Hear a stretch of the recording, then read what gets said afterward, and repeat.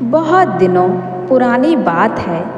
एक देश में एक बहुत ही सुंदर और बहादुर नौजवान रहता था, जिसका नाम किया था। वह एक सरदार का बेटा था और उस सरदार का नाम था किमानो। गांव की सारी लड़कियां उस नौजवान से शादी करना चाहती थीं। उसका पिता किमानो भी चाहता था कि उसके बेटे की अब शादी हो जाए। वह बार बार किया से इस बारे में बात करता, मेरे बेटे, अब समय आ गया है जब तुमको शादी कर लेनी चाहिए। अब तुम शादी कर लो और अपना परिवार बनाओ। गांव में बहुत सारी लड़कियां हैं, तुम उनको देखो और जो तुमको सबसे अच्छी लगे उससे शादी कर लो। पर हर बार किया कोई ना कोई बहाना बनाकर पिता की बातों को टाल देता या फिर अनसुना कर देता। आखिर एक दिन अपने पिता के लगातार कहने पर वह बोला, पिताजी, मुझे इस धरती की किसी लड़की से शादी नहीं करनी।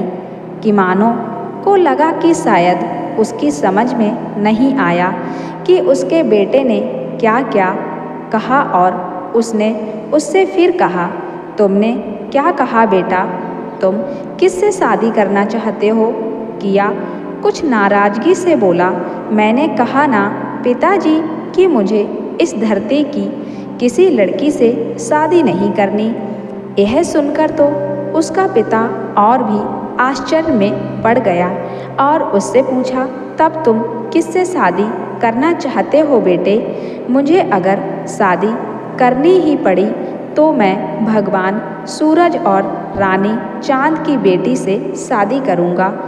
पिता बोला, मेरे बेटे, जरा ठीक से सोचो, हम लोग सूरज और चांद की बेटी का हाथ मांगने के लिए स्वर्ग कैसे जा सकते हैं?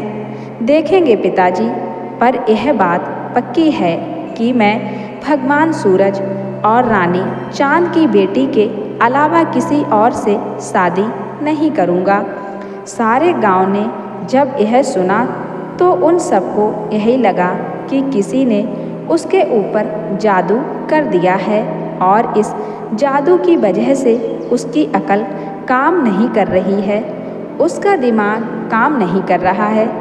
यहाँ तक कि उसके पिता ने भी फिर उससे शादी के बारे में बात करना बंद कर दिया। पर किया तुब्बा ने यह पक्का इरादा कर रखा था कि वह अगर शादी करेगा तो केवल भगवान सूरज और रानी चांद की बेटी से ही करेगा और किसी से भी नहीं। उसने भगवान सूरज को एक चिट्ठी लिखी, उसमें उसने उनकी बेटी का हाथ मांगा। हाथ में वह चिट्ठी लिए हुए वह एक हिरन के पास गया ताकि वह उसकी चिट्ठी सूरज के पास स्वर्ग ले जा सके। पर हिरन ने अपना सिर ना में हिलाया और कहा, मुझे अफसोस है किया कि मैं इतनी दूर नहीं जा सकता। किया फिर एक हिरनी के पास गया पर उसने भी मना कर दिया। अफसोस किया कि मैं इतनी दूर ऊपर स्वर्ग में नहीं जा सकती। उसके बाद किया एक बाज के पास गया तो अपने चौड़े चौड़े पंख फैलाकर उसने कहा, मैं उतनी दूर तक उड़ तो सकता हूँ पर मैं भगवान सूरज तक नहीं पहुँच सकता। अंत में वह गिद्ध के पास पहुँचा पर गिद्ध ने भी ऐसा ही कुछ कहा, मैं आधी दूर तक तो जा सकता हूँ पर पूरी तरह से वहाँ जाना यानी स्वर्ग में अंदर जाना नहीं, मैं वहाँ तक नहीं जा सकता। यह मुश्किल काम है। किया अफसोस, यह मैं नहीं कर सकता। इतने सारे जानवरों से ना सुनने के बाद किया काफ़ी नाउम्मीद हो गया। उसको लगा कि यह शादी तो सचमुच में नामुमकिन सी लगती है। उसने वह चिट्ठी एक बक्से में बंद कर दी और उसके बारे में ना सोचने की कोशिश की। उधर भगवान सूरज और चांद रानी की दासियां धरती पर किया के गांव वाले पास कुएं से पानी भरने के लिए आया करती थीं। वहीं उस कुएं में एक मेंढक रहता था। उसने उनको वहाँ से पानी ले जाते हुए कई बार देखा। उस मेंढक को किया की इच्छा का भी पता था। इसके अलावा वह किया को यह भी दिखाना चाहता था कि वह उसके लिए कितने काम का जानवर था। उसके दिमाग में एक तरकीब आई। एक दिन वह किया के पास गया और बोला, मुझे मालूम है कि तुमने अपनी शादी के लिए एक चिट्ठी लिखी है। किया बोला, हाँ लिखी तो है, पर वह तो ऐसी ही है जैसे मैंने उसको लिखा ही ना हो, क्योंकि मुझे कोई ऐसा मिला ही नहीं जो उसको ऊपर स्वर्ग में ले जा सके। मेंढक बोला, तुम उस चिट्ठी को मुझे दे दो, मैं देखता हूँ। किया कुछ शक के साथ बोला, बेवकूफ़ मत बनो, क्योंकि जब उसको बड़े बड़े परों वाली चिड़िया नहीं ले जा सकी तो तुम कैसे लेकर जाओगे। मेंढक बोला, मेरा विश्वास करो, मुझे मालूम है कि मैं क्या कर रहा हूँ। तुम देखना मैं तुम्हारे लिए क्या कर सकता हूँ। किया ने कुछ देर सोचा, फिर यह सोचकर कि इसमें हर्ज ही क्या है, उसका कोई नुकसान तो नहीं है, उसने वह चिट्ठी लाकर मेंढक को दे दी और कहा, याद रखना कि अगर तुम अपने इस काम में कामयाब नहीं हुए तो तुमको इसके लिए पछताना पड़ेगा। मेंढक ने इसकी कुछ ज़्यादा चिंता नहीं की और किया से कुछ ज़्यादा हील हुज्जत भी नहीं की। बस वह उस चिट्ठी को लेकर उस कुएं की तरफ चला गया जहाँ वह रहता था और जहाँ भगवान सूरज और रानी चांद की दासियाँ पानी भरने आया करती थी। उसने वह चिट्ठी अपने मुंह में रखी और उसको मुंह में रखकर वह कुएं के पानी में कूद गया और जाकर वहाँ बिल्कुल चुपचाप बैठ गया। कुछ देर बाद ही भगवान सूरज और रानी चांद की दासियाँ पानी भरने के लिए आईं। वहाँ आकर उन्होंने पानी भरने के लिए अपने अपने घड़े पानी में डुबोए और पानी भरकर उनको ऊपर खींच लिया। पलक झपकते ही वे पानी लेकर स्वर्ग की तरफ उड़ चली। मेंढक भी चुपचाप एक घड़े में छिपकर बैठ गया और उनके पानी के साथ साथ उनके घड़े में बैठकर स्वर्ग चला गया। जब वे दासियाँ भगवान सूरज के घर पहुँच गईं तो उन्होंने पानी के घड़े उनकी जगह पर रख दिए और वहाँ से चली गईं। एक बार जब मेंढक सूरज के घर में पहुँच गया तो वह पानी के घड़े से बाहर कूद गया। उसके बाद वह कमरे के बीच में रखी एक ऊंची सी मेज पर कूद गया। वहाँ उसने किया की चिट्ठी निकाल कर मेज पर रखी और तुरंत ही एक अंधेरे कोने में जाकर बैठ गया। कुछ देर बाद भगवान सूरज वहाँ पानी पीने आए तो उन्होंने मेज पर रखी चिट्ठी देखी तो उन्होंने अपनी दासियों को बुलाया और वह चिट्ठी दिखाते हुए उनसे पूछा, और यह कहाँ से आई। वे डरकर बोली, मालिक, हमें नहीं पता कि यह चिट्ठी कहाँ से आई। हमें सचमुच ही नहीं पता कि यह चिट्ठी कहाँ से आई। भगवान सूरज ने कागज काटने वाला एक चाकू उठाया और उस चिट्ठी को खोलकर पढ़ा। मैं किमानों का बेटा हूँ, धरती का एक आदमी भगवान सूरज और रानी चांद की बेटी से शादी करना चाहता हूँ। भगवान सूरज मुस्कुराए और सोचा, जरा इन धरती के लोगों के स्वर्ग में आने के विचार तो देखो। यह किया तो बहुत ही बहादुर है, पर यह संदेश लाया कौन होगा। भगवान सूरज ने कुछ कहा नहीं और वह चिट्ठी अपनी जेब में रखकर कमरे से बाहर चले गए। इस बीच उनकी दासियां और पानी लाने के लिए कुएं पर वापस जाने वाली थीं कि कमरे में छिपा हुआ मेंढक उनके एक घड़े में फिर से छिपकर बैठ गया और इस तरह फिर धरती पर वापस पहुंच गया। तुरंत ही वह किया के गांव की तरफ चल दिया। वह किया के घर पहुंचा और जाकर उसका दरवाज़ा खटखटाया। किया ने दरवाज़ा खोला तो मेंढक को सामने खड़ा देखकर उसने उससे पूछा, प्रिय मेंढक, क्या तुम मुझसे यह कहने आए हो कि तुमने मेरी चिट्ठी भगवान सूरज तक पहुंचा दी है या फिर मेरी मार खाने के लिए आए हो? मेंढक बोला, मैंने तुम्हारी चिट्ठी भगवान सूरज तक पहुंचा दी है, इसलिए तुम अपने मुझे मारने की तकलीफ को बचाकर रख सकते हो। किया ने पूछा, अगर ऐसा है तो फिर तुम्हारे पास उसका कोई जवाब क्यों नहीं है? मेंढक बोला, यह तो मुझे नहीं पता, पर मुझे यह पता है कि तुम्हारी चिट्ठी सही आदमी के हाथ में पहुंच गई है और उसने उसको पढ़ भी लिया है। अगर तुम चाहते हो कि तुमको उसका जवाब मिले तो तुम एक और चिट्ठी लिख सकते हो जिसमें तुम भगवान सूरज को जवाब देने के लिए कहो। तुम्हारे लिए मैं उसको भी स्वर्ग ले जाने की तैयारी करता हूँ। किया ने एक पल के लिए तो हिचकिचाया क्योंकि उसको डर था कि यह मेंढक शायद उसका मजाक बना रहा था, पर फिर उसको भगवान सूरज और रानी चांद की बेटी का ख्याल आया और उसने एक कोशिश करने की निश्चय की। वह बैठा और उसने एक और चिट्ठी लिखी, मैं किया किमानों का बेटा हूँ, धरती का एक आदमी। आपको पहले भी आपकी बेटी का हाथ मांगने के लिए मैंने एक चिट्ठी लिखी थी। चिट्ठी आपको भिजवा दी गई थी, पर मुझे अभी तक उसका कोई जवाब नहीं मिला है।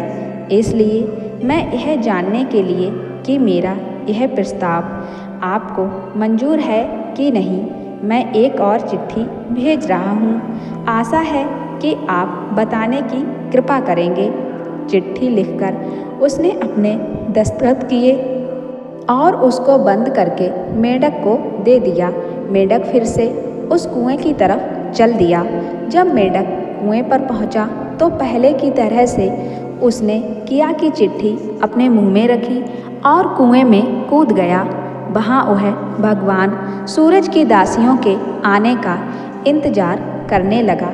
कुछ देर बाद जब वे पानी घड़ा से भरने आई तो वह मेंढक उनके घड़े में बैठकर फिर से स्वर्ग चला गया। वहाँ पहुंचकर उसने फिर से मेज पर चिट्ठी रखी और अपने उसी अंधेरे कोने में छिपकर बैठ गया। कुछ देर बाद भगवान सूरज वहाँ आए तो उन्होंने मेज पर फिर एक चिट्ठी रखी देखी। उन्होंने उसको भी उठाया, खोला और पढ़ा। उस चिट्ठी को देखकर उनका आश्चर्य और बढ़ गया कि वे चिट्ठियाँ धरती पर से कौन ला रहा था। उन्होंने अपनी दासियों को फिर से बुलाया और उनसे उस चिट्ठी के बारे में पूछा। उन्होंने कहा, तुम लोग पानी लेने के लिए हमेशा ही धरती पर जाती रही हो, क्या तुमने किसी को देखा जो ये चिट्ठियाँ वहाँ से यहाँ लाता है? यह सुनकर वे दासियाँ तो भगवान सूरज से भी ज़्यादा आश्चर्य में पड़ गईं। वे एक साथ बोली, नहीं तो हमें तो इस बात का बिल्कुल ही पता नहीं है। यह सुनकर भगवान सूरज ने अपना सिर खुजलाया, पर उनकी समझ में यह नहीं आया कि वे चिट्ठियाँ उनके पास तक कैसे आ रही थीं। फिर भी उन्होंने एक कागज़ लिया और उस पर लिखा, तुम मुझे चिट्ठियाँ भेजते रहो, कैसे यह मैं नहीं जानता। उन चिट्ठियों में तुमने मुझे लिखा था कि तुम मेरी बेटी से शादी करना चाहते हो। मैं तुमको उससे शादी करने की इजाज़त तो दे सकता हूँ, पर इस शर्त पर कि तुम खुद यहाँ उसके लिए पहली भेंट लेकर आओ, ताकि मैं यह देख सकूँ कि तुम किस तरह के आदमी हो। फिर उन्होंने उस चिट्ठी पर दस्तखत किए, उसको मोड़ा और बंद करके उसको वहीं मेज पर रख दिया। मेज पर चिट्ठी रखकर वह वहाँ से चले गए। जैसे ही भगवान सूरज वहाँ से गए तो मेंढक अपनी जगह से निकला। मेज पर कूदा, चिट्ठी उठाकर अपने मुंह में रखी और एक घड़े में जाकर बैठ गया। जब भगवान सूरज की दासियां फिर से पानी भरने के लिए धरती पर गईं, तो वह भी उनके साथ साथ धरती पर चला गया। जब तक वे दासियां वहाँ से स्वर्ग गईं, तब तक वह वहीं छिपकर उनके जाने का इंतजार करता रहा। जैसे ही वे स्वर्ग चली गईं, वह तुरंत गांव में किया के घर भाग गया। किया ने दरवाज़ा खोला तो उसने भगवान सूरज की चिट्ठी उसको हाथों में थमा दी। किया को तो अपनी अपनी आँखों पर विश्वास ही नहीं हुआ कि वह भगवान सूरज के हाथ की लिखी चिट्ठी पढ़ रहा था। किया बहुत खुश होकर बोला, इसका मतलब है कि तुम सच बोल रहे थे दोस्त मेंढक। मैं उनके लिए अभी जाकर पहली भेंट तैयार करता हूँ, ताकि तुम उसे भगवान सूरज के पास ले जा सको। उसने एक चमड़े का थैला लिया और उसमें सोने के 40 सिक्के रखे और फिर एक और चिट्ठी लिखी। आदरणीय भगवान सूरज जी और रानी चांद जी, यह आपको मेरी पहली भेंट है। मुझे अफसोस है कि मैं आपके पास खुद नहीं आ सकता। मुझे धरती पर ही ठहरना है, क्योंकि मुझे अभी शादी की तैयारियां करनी हैं। और मेंढक किया की चिट्ठी और पहली भेंट लेकर पहले की तरह से फिर से स्वर्ग में पहुंच गया। उसने वह चिट्ठी और पैसों का थैला मेज पर रखा और जैसे गया था वैसे ही वापस आ गया। इस तरह मेंढक कुछ समय तक किया और भगवान सूरज के बीच संदेश लाता ले जाता रहा। इस तरह दिन दिन करके एक महीना निकल गया, फिर दूसरा महीना भी निकल गया और फिर आया वह दिन जिस दिन किया की शादी भगवान सूरज और रानी चांद की बेटी से होनी थी। पर किया अपना मन पक्का नहीं कर पा रहा था, क्योंकि उसको बहुत चिंता लगी थी। 12 दिन तक वह पलक तक नहीं झपका सका था। आखिर उसने मेंढक को बुलाया और उससे अपनी चिंता बताई। वह बोला, दोस्त, मैं खुद तो अपनी पत्नी को लेने के लिए स्वर्ग नहीं जा सकता और ना मैं किसी और को जानता हूँ जो उसको यहाँ धरती पर ला सके। मैं क्या करूँ?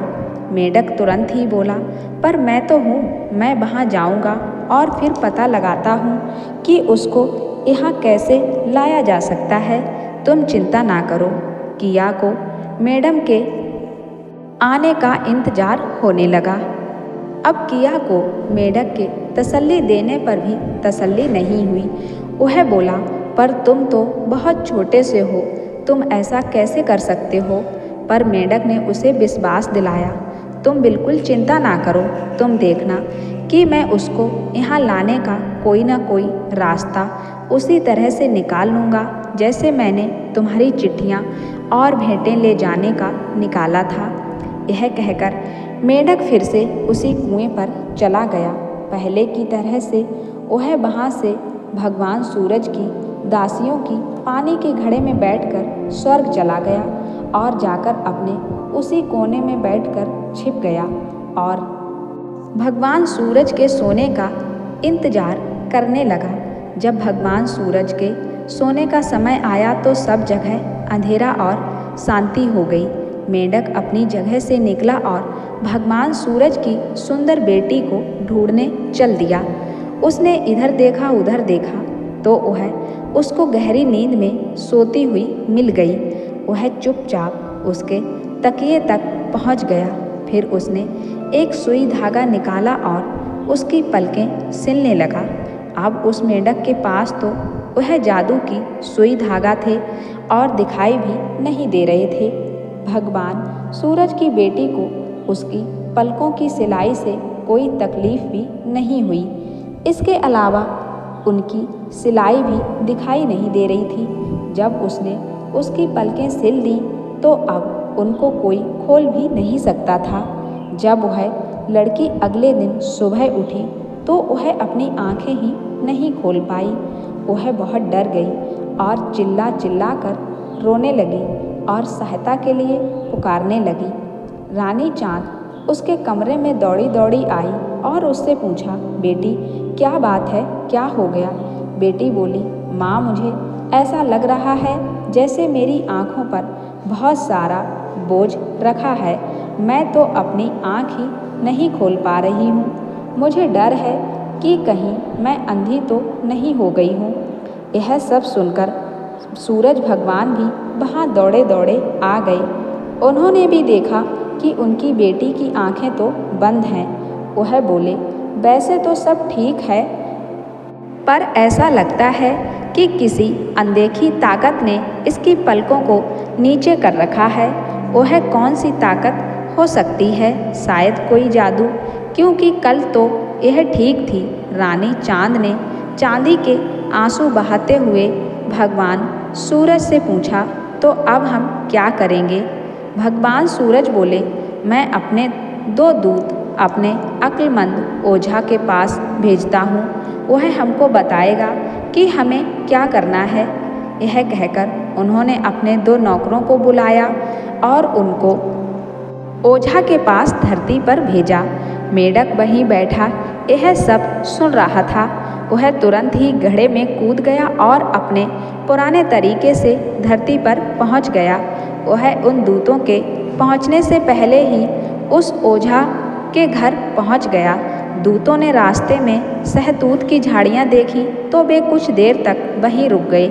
उधर वह ओझा अपने किसी काम से घर से बाहर गया हुआ था, तो इस मौके का फ़ायदा उठाते हुए मेढक उसके घर में घुस गया और अंदर से घर का दरवाज़ा बंद कर लिया।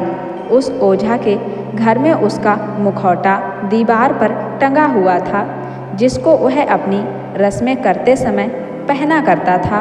वह मुखौटा उस मेढक ने पहन लिया। कुछ ही देर में भगवान सूरज के दोनों दूत वहाँ पहुँचे। उन्होंने ओझा का घर दरवाज़ा खटखटाया तो मुखौटा पहने मेढक ने अंदर से पूछा, कौन है? उसकी आवाज़ सारी झोपड़ी में गूंज गई। दोनों दूतों ने कहा कि हम भगवान सूरज के दूत हैं, क्या हम अंदर आ सकते हैं? मेढक जल्दी से बोला, नहीं नहीं, तुम अभी अंदर नहीं आ सकते, यह नामुमकिन है। अभी मैं एक बहुत ज़रूरी काम में लगा हूँ। तुम लोग मुझे वहीं बाहर से ही बता दो कि भगवान सूरज को मुझसे क्या काम है। दूतों ने अंदर आने की जिद नहीं की और उन्होंने उसको वहीं से बताया कि उनके मालिक की बेटी को क्या हुआ है। मेढक ने शांति से उनकी बात सुनी, जैसे कि वह उनकी बातें बड़े ध्यान और रुचि से सुन रहा था। फिर वह कुछ देर चुप रहा, जैसे वह कुछ सोच रहा हो। फिर उसी आवाज़ में बोला, इसमें कोई शक नहीं है कि लड़की बीमार है, और वह इसलिए बीमार है क्योंकि उसका होने वाला पति स्वर्ग जाकर उसको धरती पर नहीं ला सकता। यह तो एक ऐसा जादू है जिसको सभी जानते हैं। यह तो बहुत पुराना और बहुत ही ताकतवर जादू है। यह कहता है कि भगवान सूरज और रानी चांद की बेटी, तुम से जल्दी से मेरे पास आ जाओ, नहीं तो तुम हमेशा के लिए रात के अंधेरे में डूब जाओगी। और तुम दोनों जल्दी से यहाँ से भाग जाओ और अपने मालिक से कहो कि वह अपनी बेटी को जल्दी से जल्दी धरती पर भेजने का इंतजाम करें, वरना मौत से बचने का और कोई रास्ता नहीं है। यह सुनकर भगवान सूरज के नौकर तो तुरंत ही भगवान सूरज के पास दौड़ गए और उनको जाकर कुछ भी ओझा ने कहा था वैसा ही बताया। उधर उन दूतों के जाने के बाद मेढक किया के घर दौड़ गया। किया, अब तुम जल्दी से तैयार हो जाओ, तुम्हारी होने वाली दुल्हन बस यहाँ कभी भी आने वाली होगी। दुखी किया घर से बाहर निकल कर आया और मेढक से पूछा, यह कैसे मुमकिन है दोस्त? क्या तुम मेरा मजाक बना रहे हो? मेढक, तुम चले जाओ यहाँ से, मुझसे झूठ नहीं बोलो। मेढक बोला, पर तुम मेरे कहने का विश्वास तो करो। देख लेना, शाम होने से पहले तुम्हारी होने वाली दुल्हन यहाँ मौजूद होगी। और किया को जवाब देने का समय दिए बिना ही फिर वह उसी कुएं पर चला गया जहाँ सूरज भगवान की दासियाँ पानी भरने के लिए आती थीं और उसके पानी में कूदकर वहाँ उनका इंतजार करने लगा। असल में तो मेंढक ने यह पहले ही देख लिया था कि जैसे ही भगवान सूरज के दूतों ने जाकर भगवान सूरज को उसका संदेश दिया, भगवान सूरज ने अपनी बेटी को धरती पर भेजने का इंतजाम करना शुरू कर दिया। उन्होंने तुरंत ही मकड़े को हुक्म दिया कि वह स्वर्ग से लेकर धरती तक एक बहुत ही लंबा और मजबूत जाला तैयार करे, जिस पर से उनकी अंधी बेटी उतरकर नीचे धरती पर जा सके। मकड़े ने वैसा ही किया और लो जब शाम होने लगी तो मकड़े का जाल ऊपर से नीचे लटकाया गया और भगवान सूरज की सुंदर बेटी अपनी दासियों के साथ नीचे धरती पर उतरी। उसकी दासियों ने उसको कुएं के पास बिठा दिया, उसके बाल संवारे, उसको तसल्ली दी और उसको वहाँ शांति से इंतजार करने के लिए कहा। उसके बाद वे स्वर्ग वापस चली गई। जैसे ही भगवान सूरज की बेटी वहाँ अकेली रह गई, मेंढक पानी से बाहर निकला और उसके पास आकर बोला, तुम डरो नहीं, मैं तुम्हें तुम्हारे होने वाले दूल्हे के पास ले चलूँगा।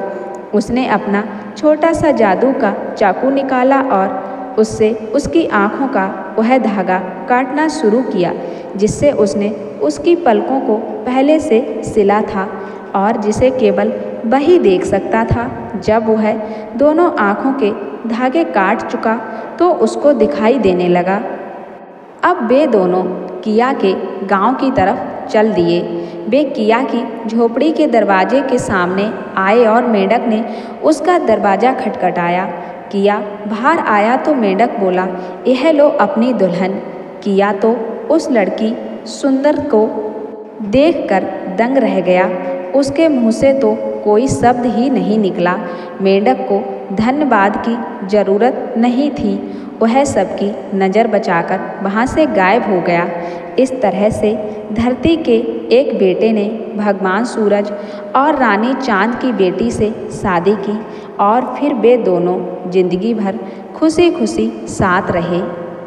तो इसलिए कहते हैं दोस्तों कि मन में अगर कोई काम ठान लिया जाए तो वो नामुमकिन नहीं हो सकता।